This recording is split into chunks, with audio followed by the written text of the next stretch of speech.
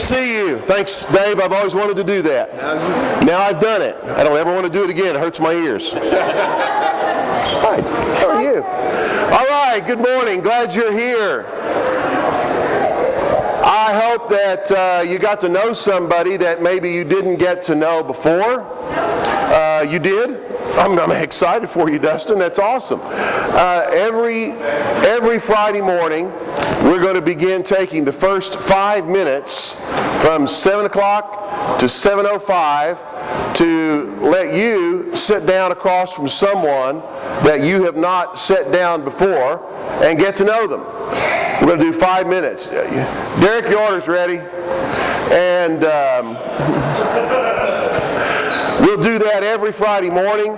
And so you want to get here a little early if you're going to get some coffee or you're going to get something to eat. And we can get in the doors at 6:30. And I'm not saying you need to get here at 6:30, but if you want to take part in the open networking, then we're going to do that from 7 to 7:05 every Friday morning. Now, we are in week 2 of a 3-week series that I'm doing on the 9 character qualities of a giver. Last week, we looked at the first 3, which were love, joy, and peace. Today, we're going to be looking at patience, kindness, and goodness. Now, these are those character qualities that we wish were just inborn and we didn't have to work at. We wish they were things that were just innate in us. Unfortunately, they are not. Some of us can lean toward some of these character qualities, but we still have to develop them. And so today we're going to look at the second 3, patience, kindness, and goodness. If you look at your sheet in front of you, you can fold it or not fold it. It doesn't matter to me. You're going to see some blanks under patience and some blanks under kindness and some blanks under goodness. I'm going to talk about these 3 for about the next 15 minutes, and then we're going to have some discussion around your tables. So hopefully you're comfortable with the people around you. If not, you soon will be. All right? Last week, we looked at love. Love is an unconditional love. There are no conditions to the love that a giver gives. We use love freely. I'm going to need some water today, if you don't mind, Dave. I've got allergies I've been fighting all week. I apologize for that if I cough a little bit.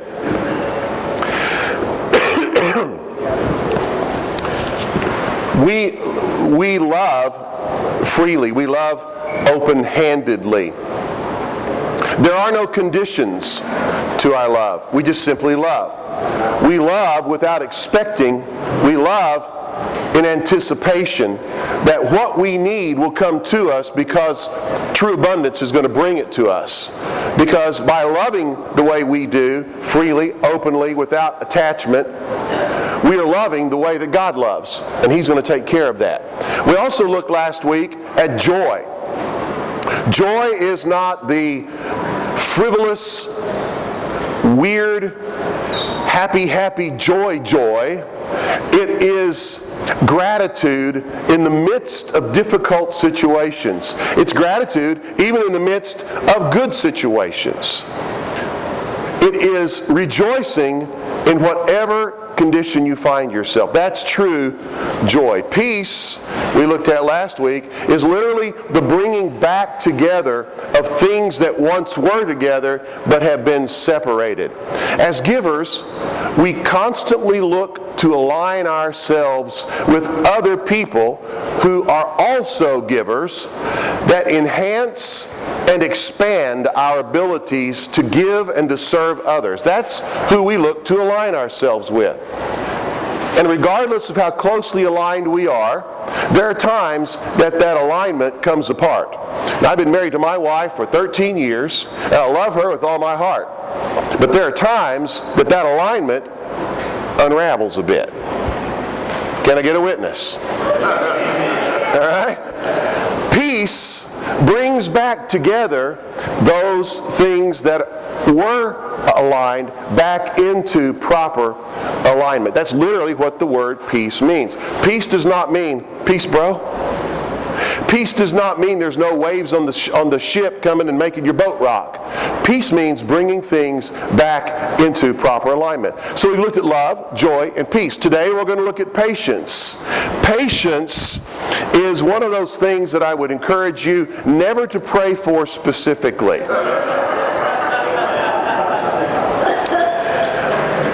God has a way of answering that prayer that sometimes is not always enjoyable.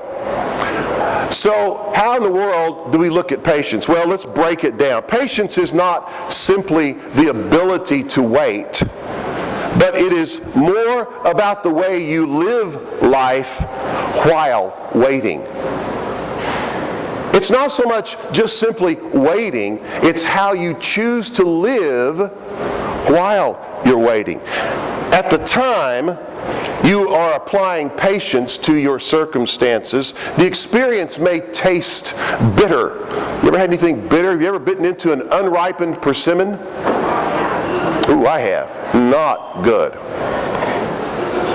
It may taste bitter at the moment, but when you have patience and you wait, seeking to thrive in life while you're waiting, the fruit that does come will be very, very sweet. So it's not just waiting it out, it is thriving while having patience. Endurance is another way to look at this word patience. And it means to bear up under. Now, we think of the word endurance like, all right, I'll put up with it for a while. That's not endurance. Endurance is like weightlifting. You press the weight repeatedly, and you become stronger as you press the weight. That's the picture of endurance. It is changing your mental attitude about your circumstances, and the focus is not how bad the circumstances are. The focus is on what am I learning through this to make life better. It is enduring with a positive attitude. It is bearing the weight. It is pressing the weight, not letting the weight press down on you. It is also steadfastness. Steadfastness gives the idea of being morally fixed on a purpose. And our purpose as givers is to place the interests and needs of others abundantly before our own. That's our purpose. And when we operate our lives and businesses through that lens or through that purpose, we're constantly focused on meeting their needs. It's not first about my business or about my life. But the amazing thing is, when you look through that lens and you operate through that purpose, your purposes and your life begins to flourish like never before. So will your business. It's being steadfast. It means to persevere. My ringtone is Tom Petty. Won't back down. You want me to sing it? No, you don't want me to sing it. It is waiting is a sign of true love and patience. Anyone can say, I love you, but it takes genuine love to wait it out. Properly remaining under the situation you're experiencing, enduring it steadfastly without trying to sidestep it, but instead learning and growing through the circumstances to the fullest extent possible. We get in tough situations, you know what we try to do? We try to get out of it as quick as we can. And that's the wrong approach. Well, it doesn't feel good, Trey. I know it doesn't feel good, believe me.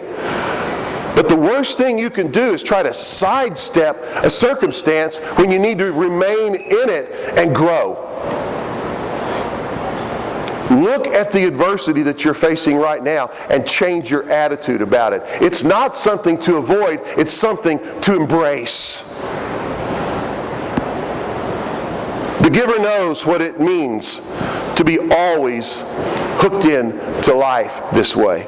The giver hopes for what is not seen, waiting for it with patience, looking for the substance of the unseen through the eyes of true abundance. You see the substance of what you hope for because you know it's coming, but you don't see it with your own eyes. You see it through God's eyes. And you wait it out. The giver relies on patient endurance, knowing that it is what is needed right now in order to receive all that I'm supposed to have in the future. Kindness. Let's look at kindness. Kindness literally means being useful for what is needed by someone else. Kindness means being useful for what is needed by someone else. That feels strange, doesn't it? To be useful for what is needed by someone else. It is a complete focus on the needs of others. Kindness also means profitable for the needs of others. Profitable. We're all needing to make a profit. Anybody here not need to make a profit? Anybody? Hands? No hands? No. Everybody needs to make a profit. We need to see ourselves as being available for profit for others. We need to see ourselves as being an instrument to make profit for others. That is kindness. It is also, kindness is being properly useful to help someone else achieve something they need. Being properly useful. Embrace the opportunity to use your best skills and resources to benefit others. Embrace that opportunity. Let me say something real quickly right here. Be sure you save some of your best for when you go home at night. Don't give all of your best away apart from the home. Your family deserves your best also. That's being kind to them. Another way of looking at kindness, another definition is well fit for use for what is really needed when someone else is in need. Well fit for proper use for whatever somebody else needs. You know what that reminds me of? It's the right size wrench for what they need. So when somebody says, you givers are just a bunch of tools, your proper response is, woohoo! Woohoo! Try that with me. Woohoo! Right? We love being tools. We love it. Because that is embracing true abundance. The abundant life races into that space that you create when you see yourself as properly fitted for whatever somebody else needs. This is what I mean by properly aligning with other people. Let's look at goodness in our last few minutes here. An inherently good character. That's what goodness is. An inherently good character. Now, I got bad news for us today. Not one of us is ever born with inherently good character. We are all born depraved. Sorry. There's nothing good about us when we're born. We have to learn character. And like I said last week, Eleanor Roosevelt said this. She said, we begin to develop character as a child when we are born. And the journey stops when we die. Character is something that we're always developing. But an inherently good character, what does that look like? Well, let's see if I can define it for you.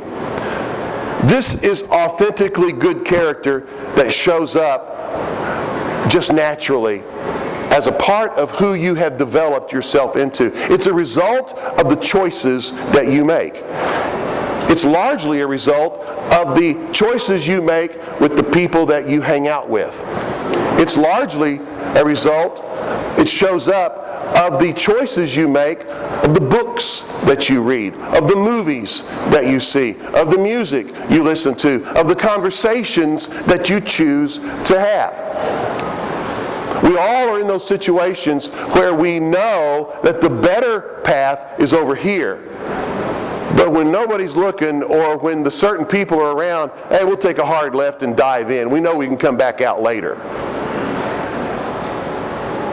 Goodness is a character quality that is developed over long periods of time by making the right choices, to do the right things. It's not manufactured, showing up only when you need it. It is authentically a part of you. It's not like a jukebox. You can't pop in a quarter and pick G17 and have goodness show up. It has to naturally flow out of you, but you have to put it in first. Goodness, it's intrinsic goodness that shows itself in moral excellence with others. What that means is other people are never concerned about your ethics or your morals. They know that they're safe when they're around you. Goodness is also goodness is something to be filled with. I picture a hot air balloon. Hot air balloons are all flat. They start blowing hot air into them, and they begin to fill up, then begin to rise, and then finally they come off the ground.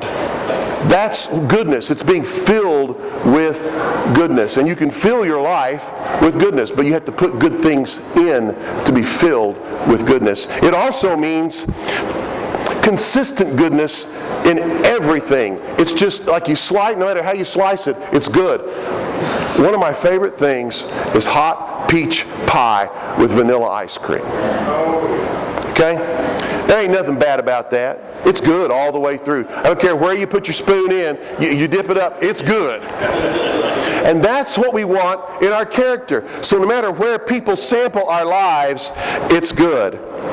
The word describes having a desire for goodness and pursuing something of extreme value.